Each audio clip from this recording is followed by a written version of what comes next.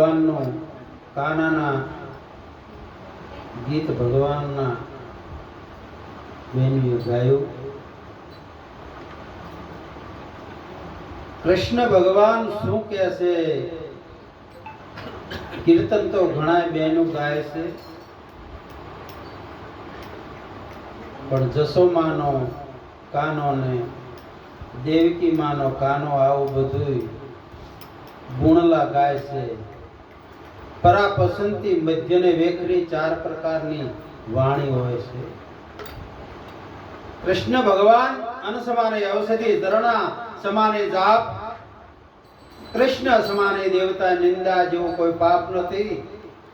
કૃષ્ણ ભગવાન જેવો એક દેવતા થયો નથી. કારણ એને કેવી રીતે કીધો? આત્મ તત્વનું જ્ઞાન એમની પાસે હતું. જીવાત્માને કેટલાને તારી દીધા. અર્જુન એકને નહીં પણ ઘણાને તારી દીધા. અને કૃષ્ણ ભગવાન ગીતાજીની અંદર કહી ગયા છે કે હે અર્જુન, તું તારો મિત્ર બની જા, તું તારો દુશ્મન ન બનીશ. આપણે કોણ છીએ, ક્યાંથી આયા છીએ અને ક્યાં જવાના છો? આ સરનામું કોક બ્રહ્મનિષ્ઠ સોતરીય આવા સંતો આપણને આપે છે. એના ચરણે જાવી તો આ જીવાત્માનો ઉદ્ધાર થઈ જાય છે. જગતની અંદર નકર જેમ જેમ જીવ છૂટવાના ઉધમ કરે છે તેમ તેમ જીવ બંધાય છે. આપણે કોઈ દી છૂટાતું નથી. આને છોડાવે સદગુરુ રાય. જુક્તિ મુક્તિની રચના કરી, સિજાતી અને વિજાતીની જુક્તિ કરી અને જીવાત્માને પરમ પદને પમાડે છે. ક્યાંથી આવ્યો ને ક્યાં જવાનો આ ભ્રમ હતો મનની અંદર, આ બધો ભ્રમ મટાડી દે છે. જલમ અને મરણના ભય જે મનની અંદર પડ્યા છે આ મટી જાય છે. જ્યાં લગન આપણને સાચું સમજણના ઘેરે ન જાવી, સાચી સમજણ ન મળે ને ત્યાં લગન આ જીવાત્માનો ઉદ્ધાર થતો નથી. એમાં કહે છે સંત બડા પરમારથી જીના શીતલ વંકો અંગ, તપત બુજાવે ઓરણ કી દે દે અપના રંગ. સદગુરુ મહારાજ જેટલું જ્ઞાન હોય એટલું આપણને સાક્ષાત કરાવી દે છે.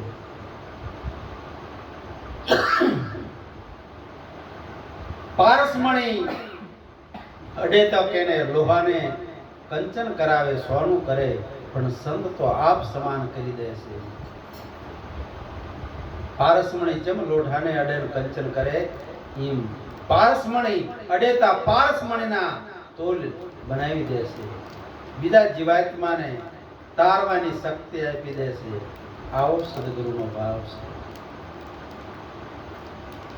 દેહના ગુરુ તો સબ કરે, પણ મનના ગુરુ વગર આ જીવાત્માની મુક્તિ મળતી નથી.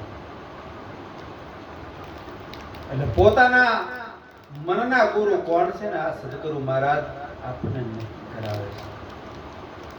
જગત આખાની અંદર આ સત એક જ વસ્તુ વસી રહી છે. ભગવાન એક જ છે. હરિ તારા સે નામ હજાર, કિયા નામે લખવી કંકોત્રી કે છે ને, પણ તારા 1000 નામ છે પણ તું તો એકનો એક જ છે. જેમાં આપણે ફૂલડાનો હાર હોય, નોખા નોખા ફૂલ રંગી બેરંગી હોય, પણ દોરો તો માલકોરી એક જ છે. જગત આખાની અંદર ભગવાન એક જ બેસી રહ્યો છે.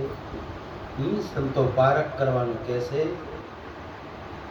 એમાં કહે છે કે જોજો રે આમાં આ જગતનું આ બધું જંતર કોણ બજાવી રહ્યું છે? નથી અને તત્વ કે નથી એને તાર અને વચનમાંથી વચન બોલી રહ્યો છે ને બહુ કરે છે પુકાર.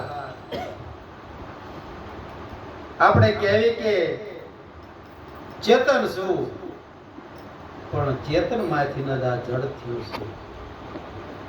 આ માયક છે તો માયકી નથી કહેતા. માયકી કોણ કે હું? આ ધીમે કોણ તો કયો કે હું? કૃષ્ણ ભગવાન કે છે બધે હું જ બેસી ગયો છું. સમુદ્રની અંદર કહેતો હોય હું છું. પક્ષીની અંદર કહો તો કે ગરુડ હું છું,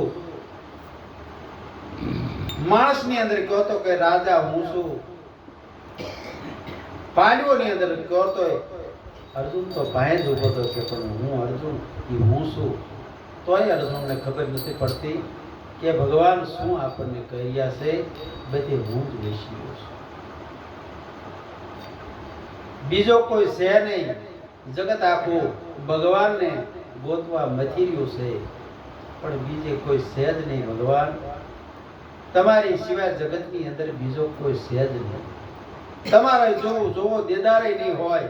આ જે ઘાટ બન્યો છે 5 તત્વનો, એના જેવો બીજો ઘાટે જગતની અંદર મળતો નથી. તો પછી ભગવાન તો બીજો ક્યાંથી હોય? એમાં નિરાત મહારાજ કહે છે કે સાધન શું કરું સ્વામી છે, સાધનામાં આવતા નથી. પણ બીજો હોય તો આવે ને સાધના, બીજો સહેજ નહીં. ધ્યાન ધરો તો બધો ધોખો, આંચું કે બેહો તો કે ભગવાન કોઈને દેખાણો નથી. અંધારું દેખાય, ભગવાન ન દેખાય. ધ્યાન ધરો તો બધો ધોખો, દૂતી નો દર્શાવે.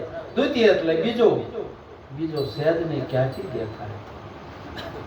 પૂજા કરવી, દીવા કરવી, ધૂપ કરવી, અગરબત્તી કરવી, આરતી ઉતારવી, પણ પૂજા કરો પણ કઈ પાર પામતા નથી.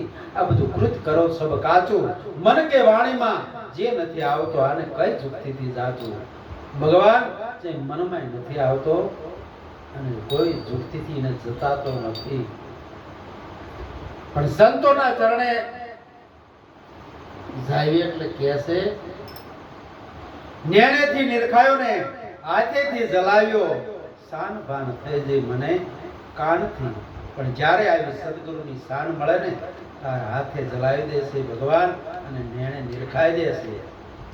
જ્યારે